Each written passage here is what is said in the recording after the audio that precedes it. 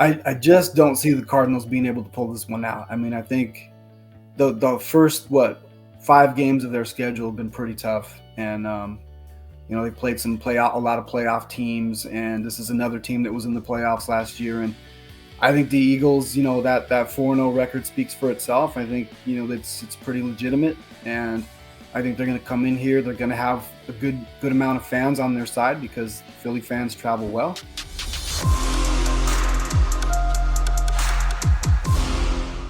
It is. I believe we have Jose. Jose is ready to roll. Jose Romero from the Arizona Republic. There we go. Is joining us. He's representing his Ducks right there. He's got the Ducks hat on. Maybe we'll talk to him a little later about Chip Kelly and what's going on with Chip at UCLA at this point. Who's playing? Got the team playing very well. You notice he cringed when you said Chip Kelly's name. I saw the look. We know how you feel because we've dealt with him that here. look, man. We know that look. Oh, yes. Yeah. But Jose, welcome to the show, man. How you making out? Appreciate it, guys. Thanks for having me. I'm doing good. Good. We were just talking about the Eagles injuries, Jose. I know the Cardinals are dealing with their fair share too, man. So what's the latest on some key guys who could be out for Arizona as well? Yeah, they might be without AJ Green this week. He didn't play last week. He was limited. The offensive line's pretty banged up, I would say. If it's not knocks here and there, it's definitely something a little bit more with those guys. So they ended last week's game with 2 backup guards at left guard and right guard. One because their starter at right guard got ejected, but the other guy was in for an injury. And Rodney Hudson is the center. He's been a good one over the years, but this season just a little bit banged up week to week. And so you just really are never really know how healthy Rodney Hudson really is. And but he's a big key to that offensive line. So that's really important. I mean, that's those guys have got to stick together, and they have to be together as a group to help protect Kyler Murray. And this is a pretty good defense coming in, so that's really key. Hey, Jose, I read where Cliff Kingsbury said the offense has been anemic. Can you explain why it's been so lethargic up to this point? Yeah, it's hard to say. I mean, the craziest thing is that in the first quarter they just get off to a really bad start. They can't get anything going. They might get a first down, and then that's it. And, those first couple of drives of every game, just flat. There's been talk about, kind of redrawing the scripted plays, the first 15 plays, and looking at those, examining those tighter and seeing if they'll need to change those up, because what they're doing now in the first quarter clearly isn't working. And you're playing from behind week to week. That's not going to fly in the NFL. They've been fortunate to win the games they have. Jose, we have a pretty good quarterback as far as leadership qualities, on our team, and our team rallies around Jalen Hurts a lot. I saw towards the latter part of last year that Kyler Murray kind of rubbed some people the wrong way. I want to know how the relationship is with the rest of his team right now. He took all the social media, Cardinal stuff off. Then he got paid. Now he's back. I mean, how are those guys reacting to him now? Well, I feel like, they have his back, and I feel, that's really, really important. I think that he's, the money changed him a little bit, and not in a bad way. He's become more of a vocal leader out there. He's become a little bit more active in the community when it's off the field. So the money, I think, made him realize I need to be more of a leader on this team, whether it's vocal or another way. And that means being a better rallier of the troops, so to speak. And I think guys have bought into that.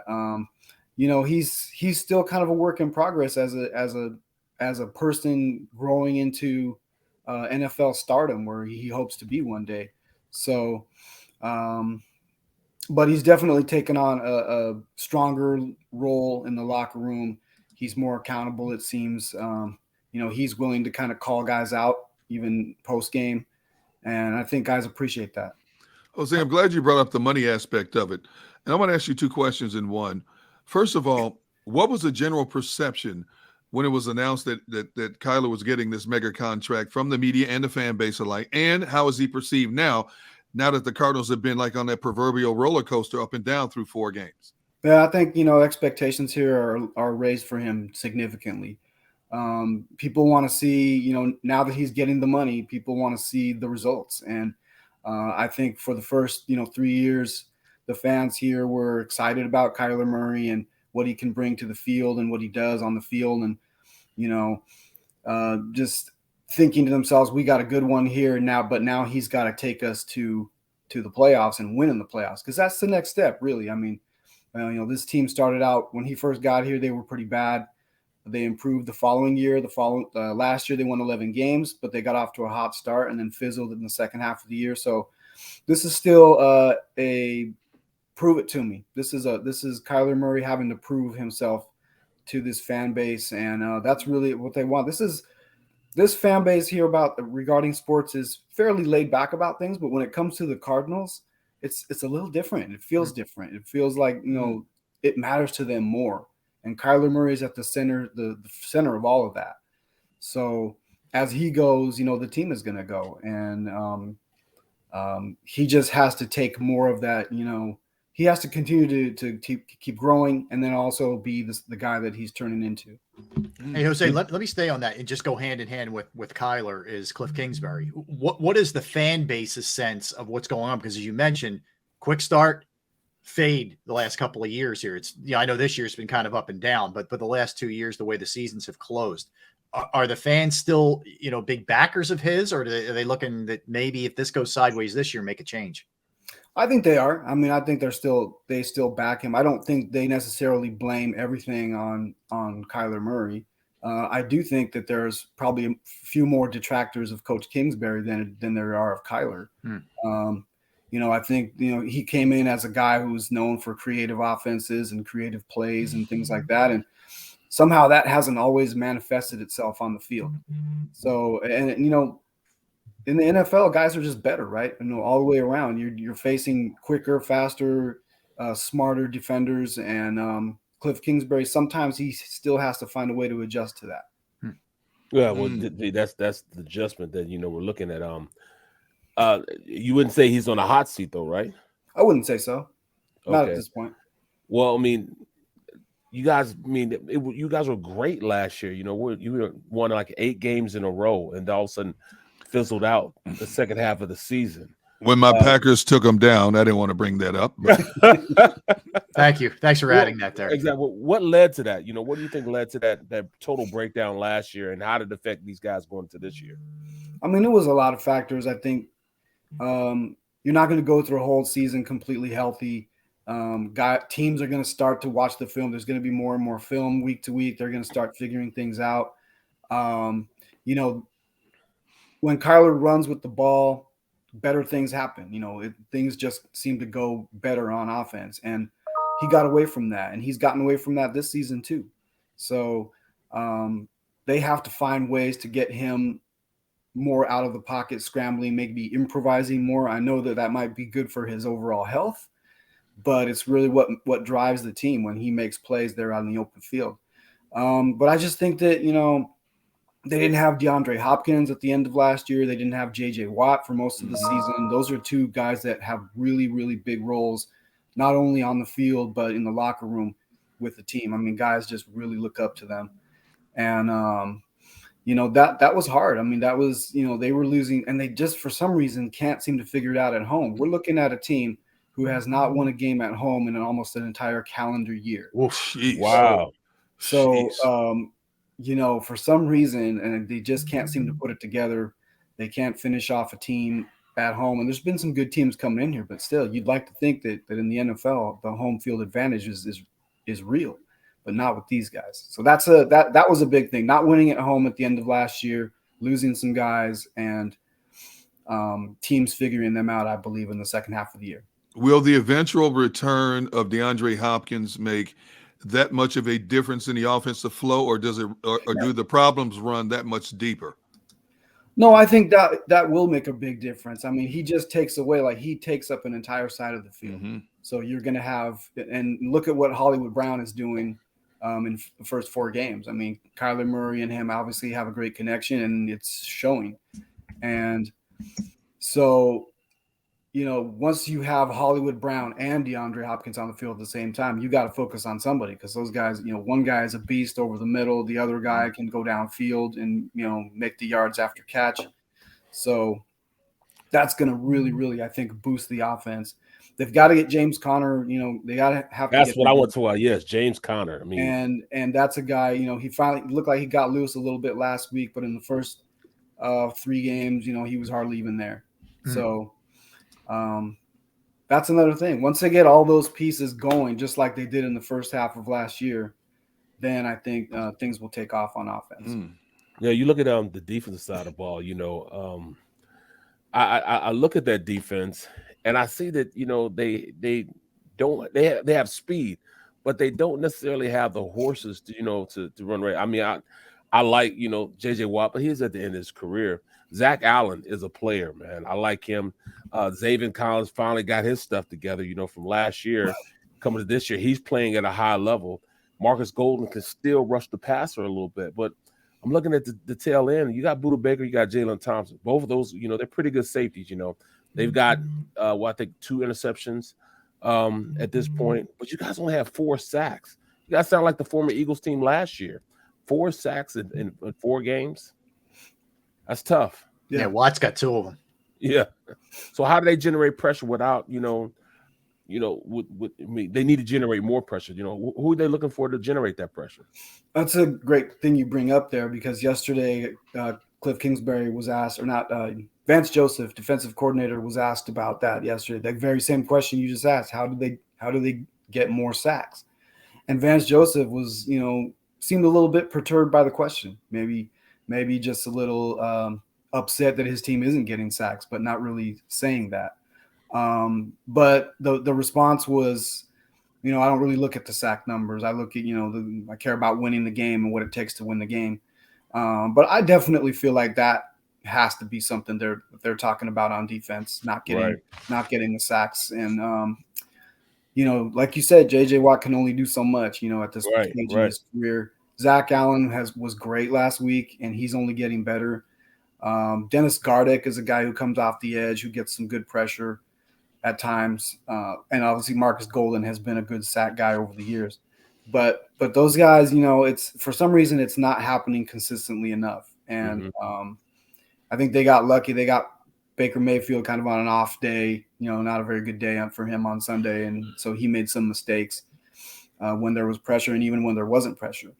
But with a guy like Jalen Hurts, if you don't get back there somehow from time to time, he's going to not only have the time to pick you apart, but he's going to have the space to do what he wants to do and improvise. So it's a big key. I think that's something that really has to turn around this week for them. Jose, back to the offense real quick. Zach Ertz traded there last year. We know what this guy brought to the Eagles organization. How effective and how much does he still have left in the tank? How good has he been for the Cards? Oh, he's been great. I mean, he looks really good this year. He's got a couple of touchdown catches. He's been really good in short yardage. Been really good at getting himself open in key spots. They go for it a lot on 4th down, and for some reason they're better on 4th down than they are on 3rd, which that happens. But he's kind of been a guy like sort of a safety valve, and he's playing really well. He started out banged up with a calf injury, but he's overcome that. And this is the Zach Ertz I think that you guys remember in Philadelphia. He's playing back at that level, I believe. What are we to make of JJ Watt? I mean, he went into AFib, and I mean, what's his status moving forward? Well, it almost seems like it didn't happen. I mean, it did, but but he's back into practice as if it was just something that he had to go through, and now he overcame it and he's working again. It's amazing. Jeez. I mean, to think about what that was like, it's just in terms of not only physically, but how scary it was for he and his family to have this guy back out on the field, doing drills. And they only let us see a little bit of practice, but he's, the part that we see, he's working. He's hitting the bag, he's hitting the tackling dummies. And this is a guy who did, it doesn't look like it phased him one bit, which is freak of nature in a human being. Yeah. Such an important player to have out on the field. He's a guy that makes an immediate impact, even if he's not the guy getting pressure on the quarterback. The guys, especially a guy like Zach Allen, he just thrives off having JJ there on the line with him. Jose, what's your sense of this game? The Eagles enter this thing 5.5, 6-point favorites, somewhere in that neighborhood. They haven't lost a game yet. They do have Dallas on deck, and we've talked a little bit about maybe a look ahead or something like that. But certainly a game the Cardinals need to have, all things considered. So what do you sense about this game? I just don't see the Cardinals being able to pull this one out. I mean, I think the first 5 games of their schedule have been pretty tough, and they played a lot of playoff teams, and this is another team that was in the playoffs last year. And I think the Eagles, that 4-0 record speaks for itself. I think it's pretty legitimate, and I think they're going to come in here. They're going to have a good amount of fans on their side because Philly fans travel well, and it's a little bit, the way that they're playing, I think, is a little bit. I think the Cardinals will keep it close, but I don't see them being able to pull this one out against Philadelphia. What's your perspective on your division out there? I mean, the Rams are not living up to expectation. The 49ers defense has kept them in the game. Seattle has been quite entertaining. Yeah. And, of course, your team has been on that roller coaster all season. Everybody in the division is 2-2 right now. Well, and that's the thing. The Cardinals are sort of banking on. They're like, once we get past the 6 games without DeAndre Hopkins, then we can get him back. And then we can start to get some of these other guys back to health. Rondale Moore is another receiver they have that is just barely started playing last week. And so they can start after these first 5 or 6 weeks when they start getting guys back, if they're still in the hunt in the division, which they will be because, even a loss here isn't going to be deflating given how everybody in the division is 2-2. Yeah, parity. So, you're right, though. Seattle has been, I think, better than advertised. I think better than everybody thought they would be. Geno Smith's playing really well. They got the Seahawks out there next week, and that game's going to be really tough. But they seem to play really well against the Seahawks, especially in Seattle. The Rams, like you said, they're not what they seem to be, what they were last year, and the 49ers, I think, might be the scary. I agree. Yeah, you just feel like they're coming, man. Like, what I mean? It's a matter of Jimmy G just doing enough and let that defense take over and the other weapons that they have there. That's for sure. Yeah. Well, we're gonna let you slide talking about your Oregon Ducks, man. Jose's an Oregon alum, man. So what were like? We lived through Chip here in Philly. It was interesting. What's your sense of where things are with him now? And are you a fan, or did you kind of turn the page after he left the Ducks? I'll always like him. I mean, he took the team, the program to the national championship game and had a lot of success. And the offense was so fun, and the things that they did with that team, with Kenyon Barner and LaMichael James, and you guys. There were some players, on offense. There was just so much excitement on every play. You just never knew. How long? DeAnthony Thomas. Yep, DeAnthony Thomas. Yeah. So I'll always wish the best for him because he did really well with the Ducks, and it's weird seeing him with UCLA now because he's kind of having to. I don't feel like he's a dinosaur yet, but it seems like a lot of coaches around the country have caught on and caught up and are kind of being as innovative or more so than him. But good to see him continuing to coach, and he's always going to have a good place in my heart. Fair enough. We were starting a little venom. Okay. No, it was nice. It was above board. No venom. I like that. Good work out of Jose. Well, I don't want to talk about I want to talk about that donut place up there. They got this caramel donut that has bacon in it and stuff, man. Did you ever go to that place, man?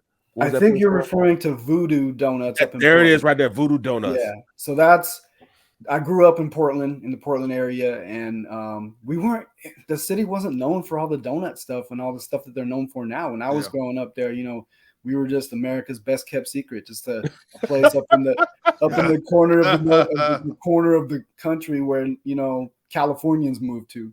Right. But now everybody's coming in there. It's grown so much and it's changed a lot. And good. I'm glad that donuts is something that he is known for. So that's good. They're about that long too, and I mean the caramel over the top and the bacon on top. I need me one of them right now. You could be all right. You're going to make it through the rest of the show. Oh, my goodness. I'm worried about you, man. Tell them, man, they don't understand, man, how good it is, bro. Oh, my goodness. It's a big soccer town. Big soccer town. Soccer works there because it's that type of place. Gotcha. Jose, good stuff, man. Appreciate the information. Thank you, Appreciate you man. taking a couple Appreciate minutes. it. And you. suggest everybody check out your work at Arizona Republic. Do a great job covering the team, man. Thank you very much. Appreciate that a lot, guys. Take care. All right. Take Have care. a good one. That's Jose Romero. Good stuff there Yeah. from Jose. All right, let's get a timeout here, and we will come back. We'll talk some Phillies. They have a little playoff game today. You may have heard. They play a little bit later. We'll do our NFL rankings, guys, and then we'll get into the Eagles a little bit deeper. Barrett's going to give us his keys, what they need to do against the Arizona Cardinals, so we'll do that in a little bit as well. So don't go anywhere. Barrett Brooks, Derek Gunn, Rob Ellis, We Are Sports Take, JAKIB Sports YouTube Network. Let's talk Jim Murray and Principal Financial Group, because look, finding the right person to handle your finances, it can be a chore, man. It can be a really difficult task. And I found the right person, and it's Jim Murray. And trust me, I would not lead you down the wrong road with this, whether it's your retirement planning, 401k review, insurance review. If you have a small business, you're trying to set up insurance, employee benefits for them.